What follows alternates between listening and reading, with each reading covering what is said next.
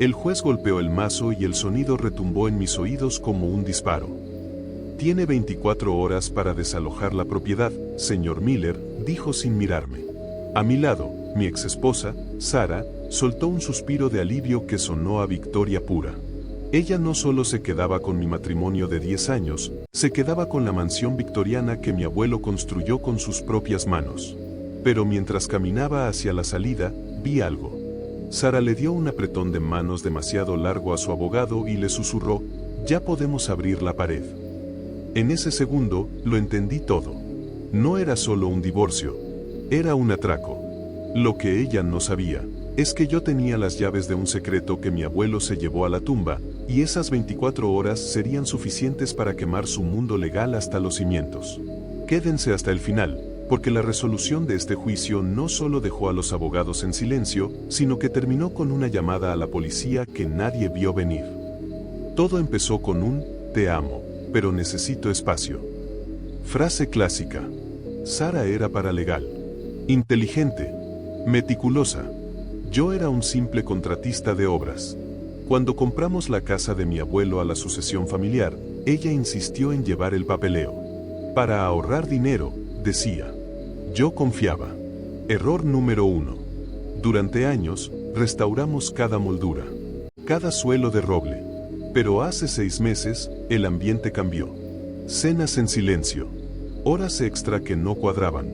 Y de pronto, una demanda de divorcio por diferencias irreconciliables y una cláusula de exclusividad sobre la propiedad. Ella afirmaba que yo le había cedido la casa en un documento privado 3 años atrás. Un documento que yo nunca recordaba haber firmado. Mi abogado decía que la firma era idéntica a la mía. Un peritaje casi imposible de refutar. Pero, ¿cómo puede una firma ser perfecta si el día que se supone que se firmó, yo estaba en una plataforma petrolífera a 200 kilómetros de la costa? Aquí es donde la historia se vuelve realmente extraña. Aquí es donde la perspectiva de todos en el juzgado cambió. A mitad del proceso, mi abogado recibió un sobre anónimo. Dentro no había fotos de un amante. Había un contrato de preventa. Sara no quería la casa para vivir en ella. La había listado en una red de inversionistas extranjeros por $2.4 millones semanas antes de pedirme el divorcio. Pero el giro no es ese. El giro es que el comprador era el propio hermano de su abogado. Estaban canibalizando mis activos en una estafa circular. Cuando confrontamos a Sara con esto en la audiencia preliminar, ella no se inmutó. Miró al juez y dijo, «Es mi propiedad. Puedo venderla a quien quiera. Aquí está el título». Y ahí estaba. El documento legalmente registrado. Yo estaba acabado. O eso creía ella. Hablemos claro. Estás a punto de perder el legado de tu familia por una firma falsificada que parece real y un sistema legal que le cree a ella. ¿Qué harías tú? ¿Aceptarías el trato de salida o te arriesgarías a ir a la cárcel por entrar ilegalmente a tu propia casa una última vez? Déjamelo en los comentarios. ¿Justicia o venganza? Los estoy leyendo. Regresé a la casa para empacar. El silencio era sepulcral. Sara ya había cambiado las cerraduras de la entrada principal, pero olvidó algo. Mi abuelo era un hombre paranoico de la época de la depresión. Él no confiaba en los bancos, y mucho menos en los abogados.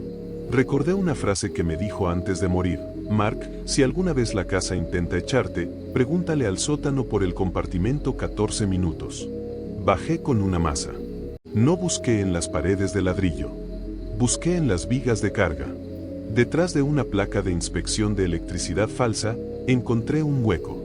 Y dentro, una caja de metal con algo que Sara, a pesar de ser paralegal, nunca buscó.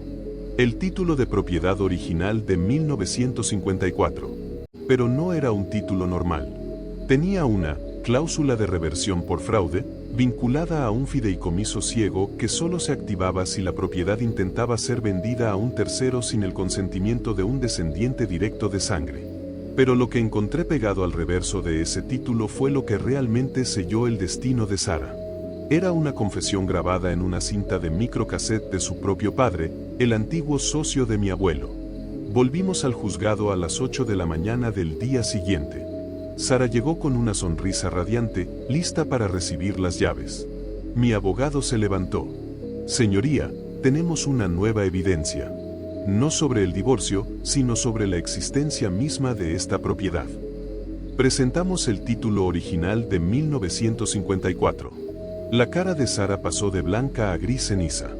En el estado donde vivimos, un fideicomiso de reversión de sangre mata cualquier traspaso posterior si se demuestra mala fe.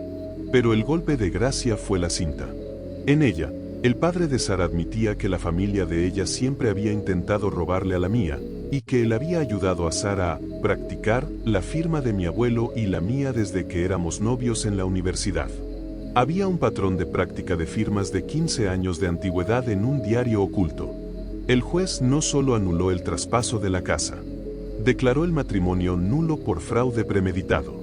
Sara y su abogado fueron investigados por conspiración para cometer fraude inmobiliario. Ella perdió la casa, su licencia para ejercer y, finalmente, su libertad. Cuando salí de la corte, la vi siendo escoltada hacia una patrulla. Me miró con odio puro.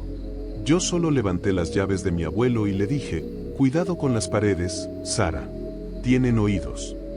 Justicia poética en su máxima expresión. A veces, los muertos protegen lo que los vivos intentan destruir.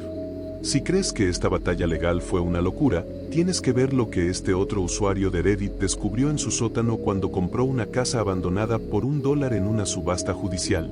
El video está apareciendo justo ahora en pantalla. No vas a creer lo que había detrás de la caldera. Nos vemos ahí.